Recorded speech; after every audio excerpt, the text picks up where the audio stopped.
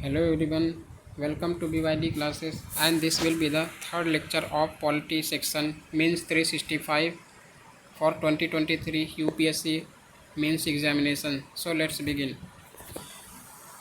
So here first is about the reservation. What is facts about reservation and what is the reservation? Reservation is a tool which gives the underprivileged equal representation and participation rights, be it in governance or education. A beneficiary of this reservation is expected to uplift his or her community. So remember this definition of reservation. A reservation is provided to scheduled caste, scheduled tribes and other backward classes at the rate of 15% for SCs, 7.5% for STs and 27% for OBCs respectively in case of direct recruitment on all India basis by open competition, and 10% reservation under the economic weaker section category applies to those not covered under the existing scheme of reservations for the SCs, STs and OBCs, and constitutional provisions regarding the reservation.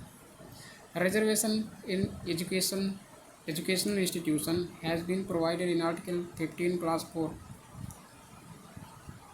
while reservation in posts and services has been provided in Article 16 Class 4, 16 Class 4A and 16 Class 4B of the Constitution, and Article 16 given that the right to opportunities of weaker sections in the public employment,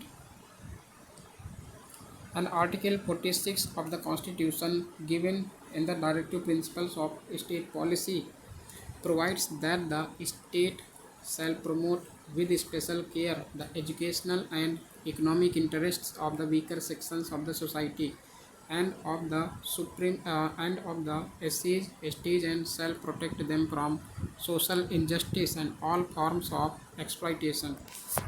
Article 243 Clause D provides reservation of seats for scheduled caste and scheduled tribes in panchayats, and Article 330 provides reservation of seats for scheduled caste and scheduled tribes in the House of the People, and Article 332 provides reservation of seats for scheduled caste and scheduled tribes in legislative assemblies of the state. So remember this. And what is the Mandal Commission regarding the reservation of the other backward class or OBC categories? In 1990, the then Union government announced that other backward classes would get 27% reservation in jobs in central government services and public sector units under Article 16 Class 4 of the Constitution. If you want to know the Mandal Commission origin, then you can follow my YouTube channel, okay, in with the detailed discussion. And the creamy layer criteria was invoked by Supreme Court in the ruling called the Indira Sahni Judgment 1992, and here that the concept of creamy layer criteria and Indira Sahni Judgment also given in my YouTube lectures coming soon since October 2023. Okay, so subscribe this channel and also press the bell icon so updated videos you can obtain. Okay, so the decision was based on Mandal Commission report 1980. The education quota came into force in 2006 under Article 15 Class 4 of the Constitution. So here it is not possible for detailed discussion each and every concept, so you have to follow my YouTube channel for detailed discussion of each and every topic. Okay, and the important judicial pronouncement in context of reservation. Indra Sahni case 1992 upheld the 27% quota of OBCs.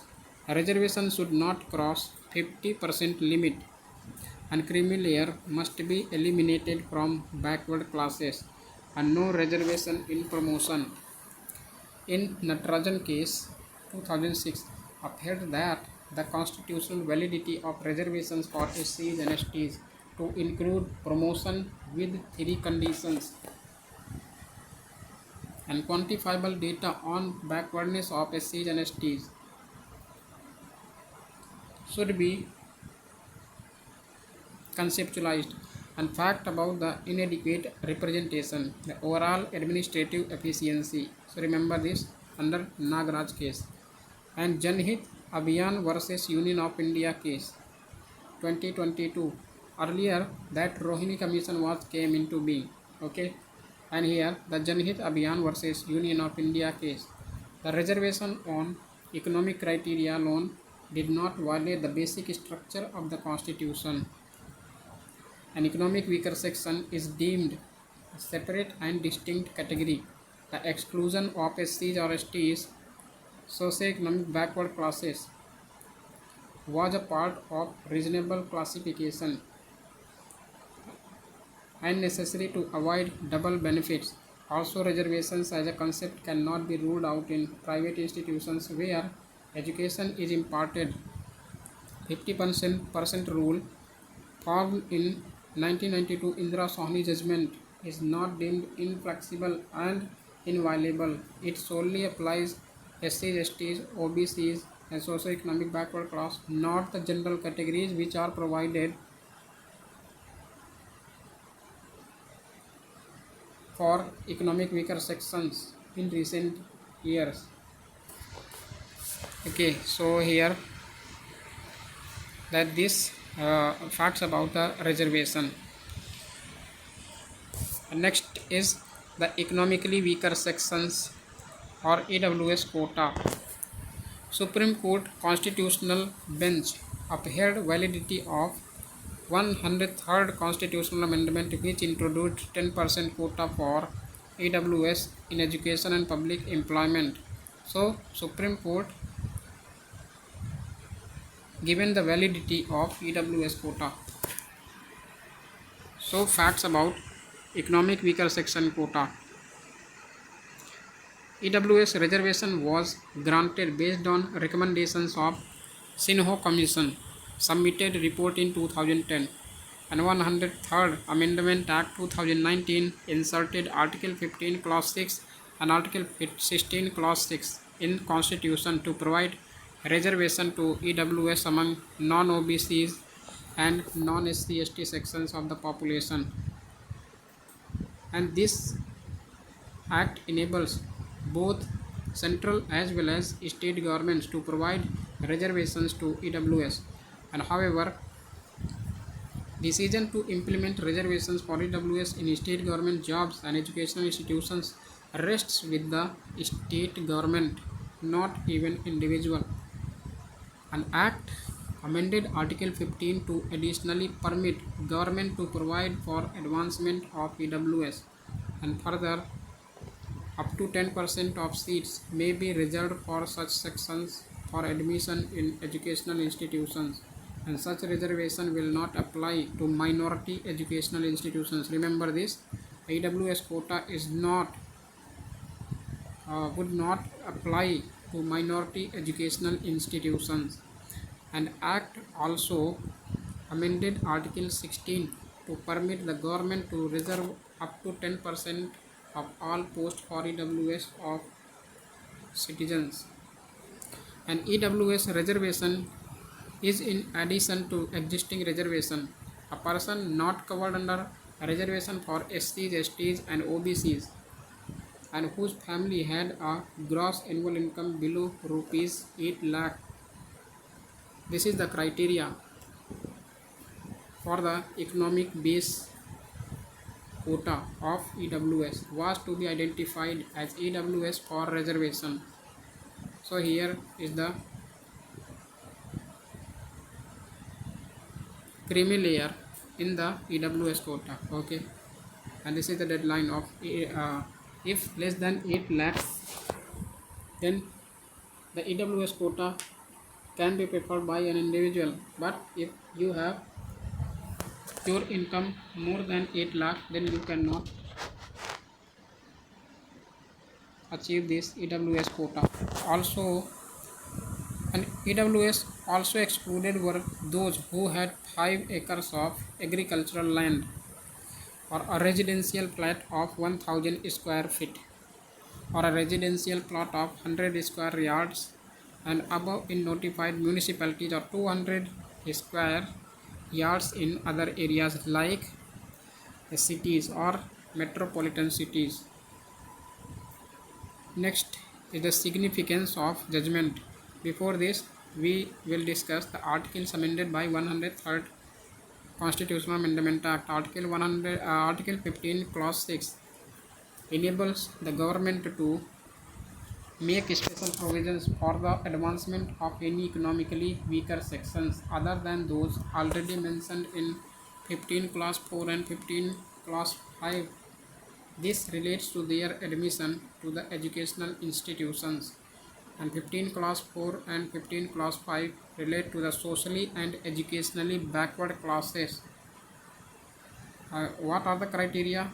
Socially and educationally backward classes or SC STs.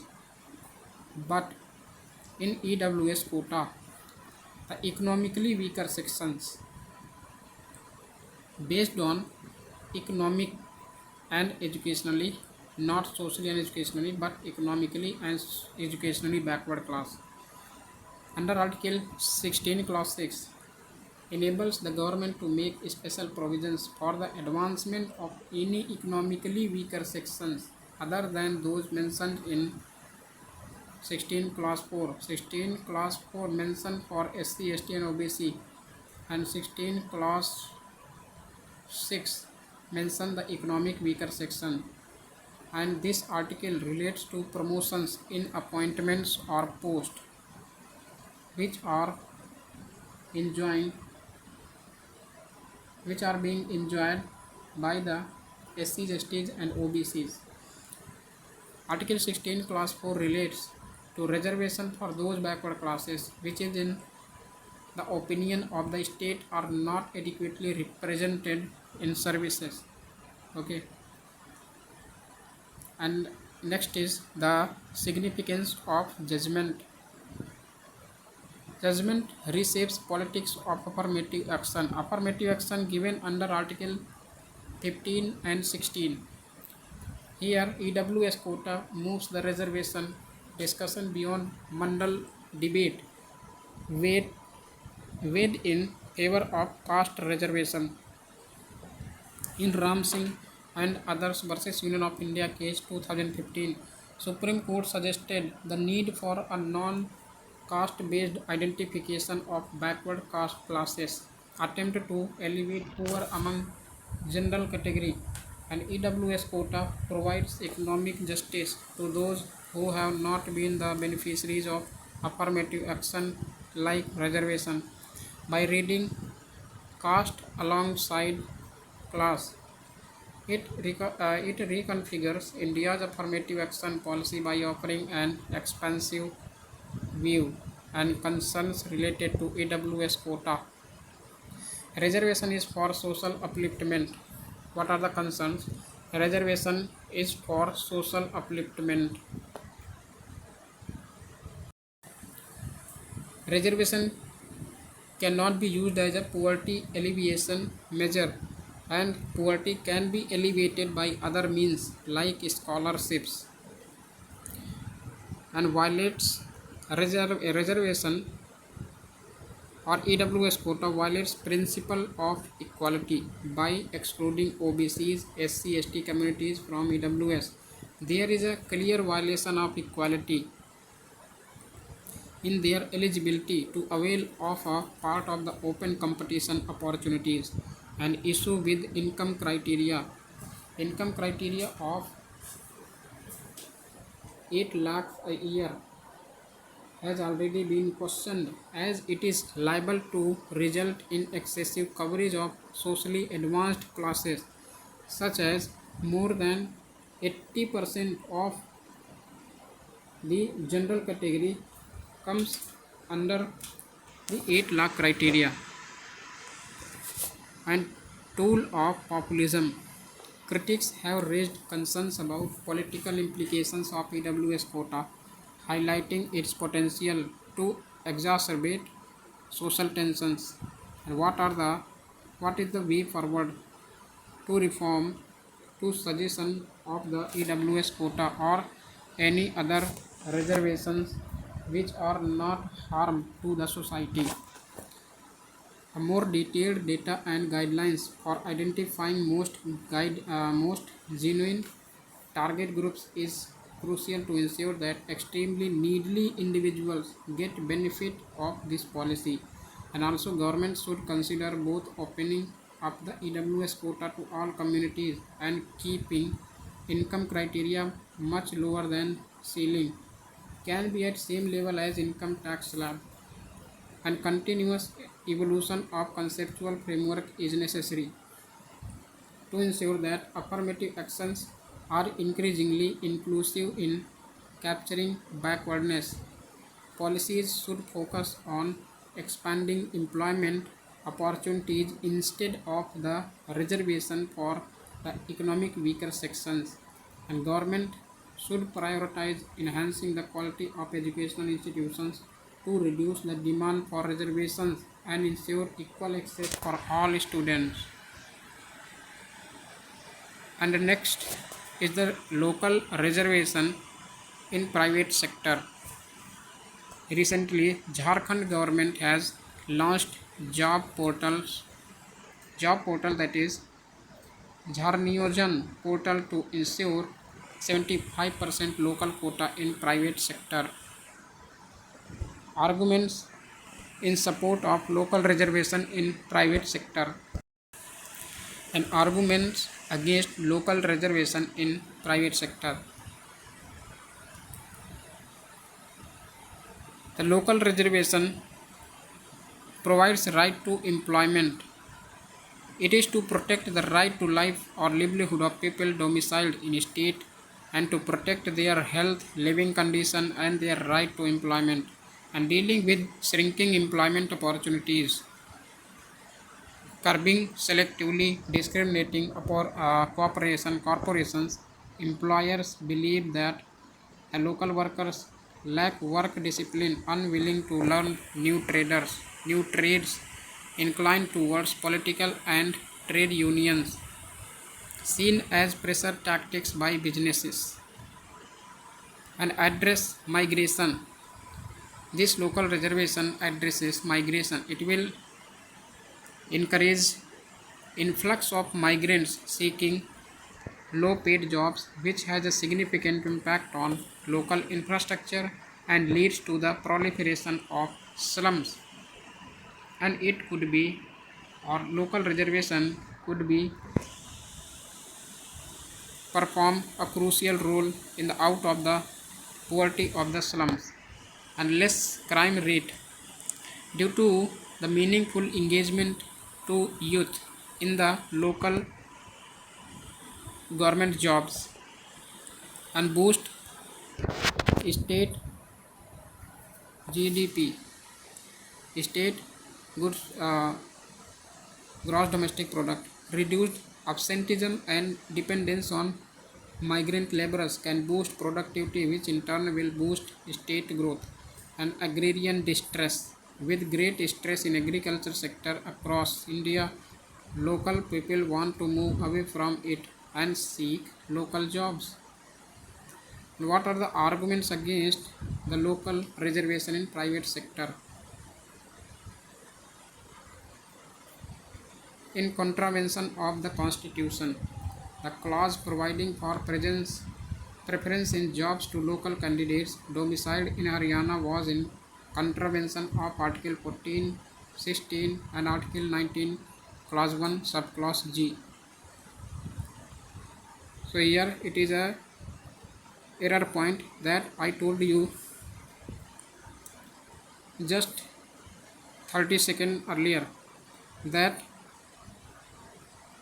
the local reservation addresses migration, okay, or the less crime rate because of boosting the local jobs in the public sector, not public sector but in the private sector. So remember this, okay. And arguments against local reservation in this, the fuel sons of the soil syndrome, that is the sons of the soil syndrome would not be implemented in the youth's perception, okay, and stifle labor market. Such reservation may push businesses to migrate as their skilled workforce is not sufficiently local. And revival of license Raj. Many experts believe that allowing reservations in private sector would be akin to nationalization of private sector, and it would result in revival of license Raj. And no solution to core issues. Skewed geographical development. Investors prefer to stick to states where a governance ecosystem is already in place, and low quality of education and skill can be provided to the children and youth for the and regarding in the local private jobs. And competitiveness. Adequate skilled domestic labor may not be available, which may hurt their efficiency and competitiveness because of lack of skilled persons in the local private jobs, which are not fulfilled full criteria of the skilled person which are needed immediately, and restricts pool of candidates from which they can hire. And investment industries might shift their operations to other states, adversely impacting the very rationale of job creation behind such laws. So remember this. What are the important judicial pronouncements in context of quota in private sector? Dr. Pradeep Jain case 1984. Court expressed an opinion that legislation for sons of the soil would be unconstitutional and void. And Sunanda Reddy versus State of Andhra Pradesh. It struck down a state government. Supreme Court struck down a state government policy that gave 5% extra weightage to candidates who had studied with Telugu as the medium of instruction. And what are the way forward? The bridging regional inequalities by setting up of educational and skills institutions in backward areas, and promotion of labor intensive industries to create more jobs, and providing incentives to industries for more investments, and create an enabling environment for employing local people. So remember this. And what are the reservations in civic body polls or the local or municipal areas?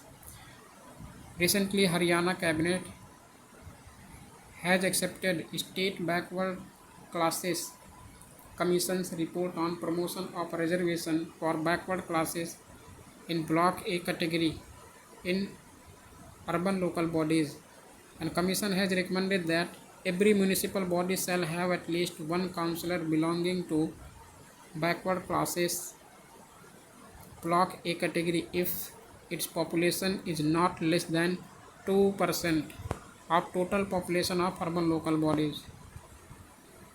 And as per Article 243 T Clause 6, there will be no bar on state legislatures from making provisions for reservation of seats in any municipality or office of chairperson in municipalities in favor of backward class citizens.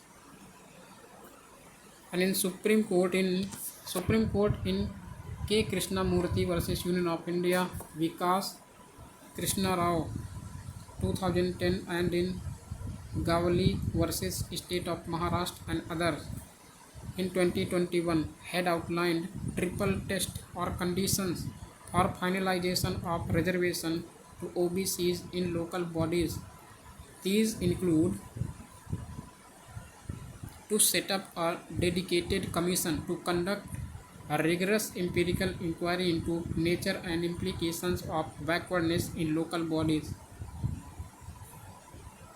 and these specify the proportion of reservation required in local bodies in light of commission's proposal, and these ensure reservation for SCs, STs, OBCs taken together does not exceed an aggregate of 50% of total seats. So remember here that. Okay. Next is the caste census. Patna High Court stayed the caste-based census in its interim order while hearing a petition challenging and seeking an interim stay on the caste survey in Bihar. What is the caste census and what is the census? There is difference between these two terms. Okay, caste census as well as census. Caste census under administrative control of Ministry of Home Affairs is the caste-wise tabulation of population in the census exercise. Okay, so caste census under Ministry of Home Affairs, and census is conducted under the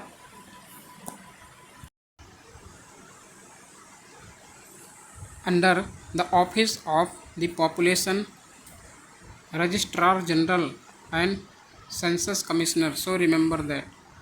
Okay,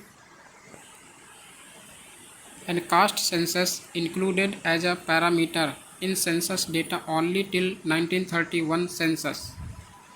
As per this, the data was collected for caste in 1872. First caste census was conducted in 1872 and 1881, 1901 and so on till 1931, and this caste census was not conducted till since 1931, and ever since independence census had only the data related to SC and ST populations and not any other OBC as well as upper caste. Earlier in like general categories. Okay, and earlier in 2011 attempt was made towards caste census by conducting the socio-economic and caste census. Okay, and what is the socio-economic caste census? Ministry of Rural Development had commenced socio-economic caste census, first paperless census in 2011. And socio-economic caste census is a study of socio-economic status of rural and urban households and allows ranking of households based on predefined parameters. What are the parameters? The socio-economic caste census provides data on households regarding various aspects of their socio-economic status, such as housing, land holding, educational status, status of women, occupation, possession of assets, SC/ST household, and incomes, etc., and concerns associated with socio-economic caste census. The flaws in the data stem primarily from the fact that no registry of castes was prepared before conducting the 2011 caste census. This resulted in mistakes by enumerators who spelt the same caste in dozens of different ways, and socio-economic caste census data may suffer from inclusion and exclusion errors, leading to the misidentification of beneficiaries. So remember that. So remember this. Okay. Next is a specification of the socio-economic caste census, and what are the arguments against and what are the arguments in favoring the caste census. So first specification is availability of data on caste. Arguments against caste census: the estimates of caste is already available as various government surveys such as ones conducted by National Sample Survey Office and National Family Health Survey collect data on broad share of SCs, STs and OBCs in population and favor caste census. Survey is not a census. Data of caste such as those collected by National Family Health Survey and National Sample Survey Office are surveyed based estimates unlike census. And operational challenges conducting against arguments against caste census.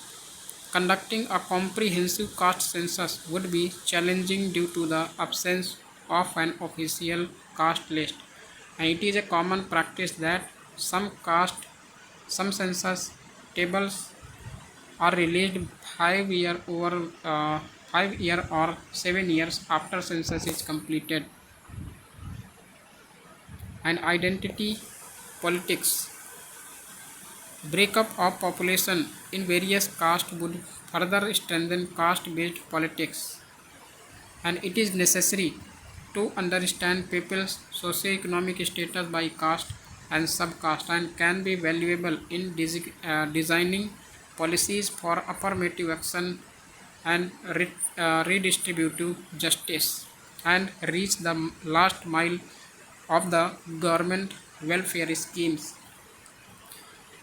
Indira Sahni's judgment of Supreme Court had demanded that such evidence be collected every 10 years to screen out privileged castes from benefits of the reservations. A rise in demand for reservation caste census would lead to a clamor for higher quotas and removal of 50% cap on reservations. Absence of up-to-date caste data has not prevented demands from various social groups for quotas in public employment and admission to central educational institutions. So remember this. And what are the way forward to conducted caste census? There should be a discussion on existing caste data, its utilization by government and departments for providing or withdrawing benefits, as well as its significance for mapping social inequalities and change, and integrating aggregated census data with other data sets like National Sample Survey Office or National Family Health Survey, which address areas beyond census exercises. For example, maternal health is crucial for comprehensive analysis and changes in census to meet demand of hour, such as employing methods that are precise, faster and cost effective, involving coordination between different data sources. Next is the secularism. Secularism given under the fundamental rights, and it is the given under article 25 to 28, that is right to freedom of religion. And what is the secularism?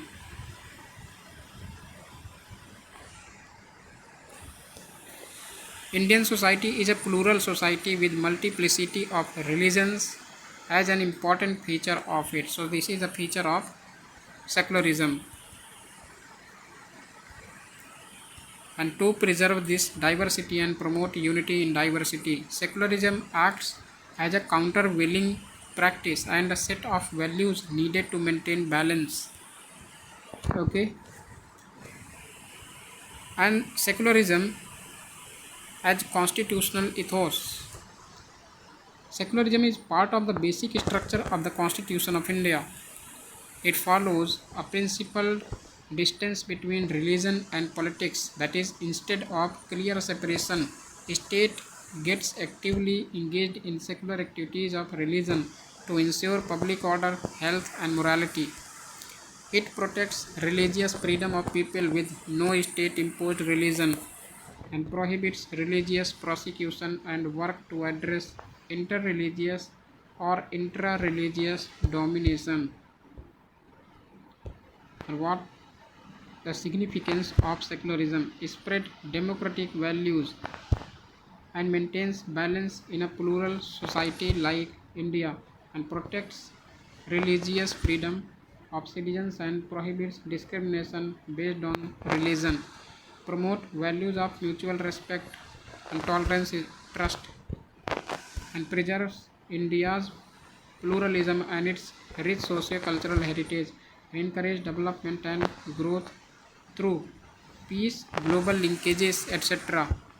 So, if you know more, the secularism, and those who are preparing for 2024 means, you can follow my YouTube channel, and we will start the new initiative for GS paper first, second, third and fourth in detailed discussion. So you can subscribe the YouTube channel and also press the bell icon so you cannot miss any update from this channel. Okay, so if you are preparing for 2024, then it is best platform to you for your detailed study. Okay, so here in the topic, the concerns regarding Indian secularism: absence of universal definition, limited success as polarization of thoughts and communal violence remains part of the society, and negative impact on the process of secularization of people. What are the way forward? Ensure no political appeal to the ascriptive identities by political parties. Encourage debate on secularism and create awareness on rights and duties of citizens, and pass on values of kindness, assimilation, etc. to promote oneness among people, that is, unity among diversity. Identify the role of media and civil society in safeguarding of diversity. But today it seems like media as a biased media, okay, that the layman people does not trust on today's media, okay. So because India has lacked the ranking of Reporters Without Border, and India has occupied low rank even the neighboring countries, okay. So next is the sedition. What is sedition? Sedition is defined in the IPC under section 124 as an offence committed when any person by words or otherwise brings or attempts to bring into hatred or contempt, or excites or attempts to excite disaffection towards the government established by law in India by words either spoken or written, signs, visible representation or otherwise. So here remember this. And sedition is a cognizable, non-billable and non-compoundable offence. Here there are various keywords: cognizable, non-billable and non-compoundable offence, which will the detailed discussion in my YouTube lectures, okay. Under the law, entailing life imprisonment as maximum punishment with a or without a fine, and individuals charged under sedition are barred from the government employment, forfeit their passports, and are required to appear in court as needed. And what is the significance of sedition law? For combating anti-national, secessionist and terrorist elements, and protects elected government from attempts to overthrow the government with violence and illegal means like insurgency, and in line with the power of contempt recorded to court to protect its dignity and maintain public order, and to deter practices like civil war, excite dissatisfaction, to create public disturbance and to protect sovereignty of the country. What are the Supreme Court pronouncements, Supreme Court judgments on the sedition case? In Kedarnath versus State of Bihar 1962, Supreme Court held that a citizen has a right to say or write whatever he likes about the government or its measures by way of criticism or comment, long as he does not incite people to violence. So here it is a positive concept of the sedition given in the Kedarnath versus State of Bihar case. And next, the P. Alavi versus State of Kerala 1982. Supreme Court held that sloganeering, criticizing of parliament or judicial setup did not amount to sedition.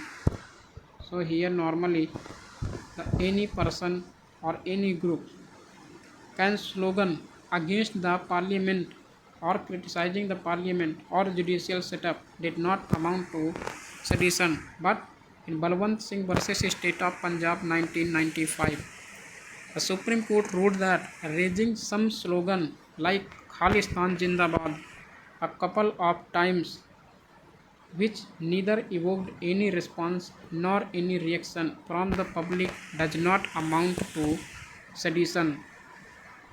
Okay, so remember this. What are the issues associated with the sedition? Violate freedom of speech and expression guaranteed under Article 19 Clause 1 there and given under Article 19 Clause 2. There are 6 rights which are mentioned in Article 19 Clause 2 that are reasonable restrictions. And governments have used sedition to suppress and quell political dissent. And ambiguity in terms like bring into hatred or contempt or attempt to excite disaffection, which can be interpreted in many ways. And low conviction rate. Instances of the sedition law being misused have been observed and violate international covenant on civil and political rights ratified by India, which establishes internationally accepted norms for protection of freedom of expression. So remember this. And the sedition law in other countries. Many democratic countries such as United Kingdom, USA, Nigeria have held sedition law as undemocratic and undesirable and unnecessary. UK sedition law became obsolete in the 1960s and was finally repealed in 2009. However, sedition by an alien resident but not a national of the country is still an offense. And what is the way forward?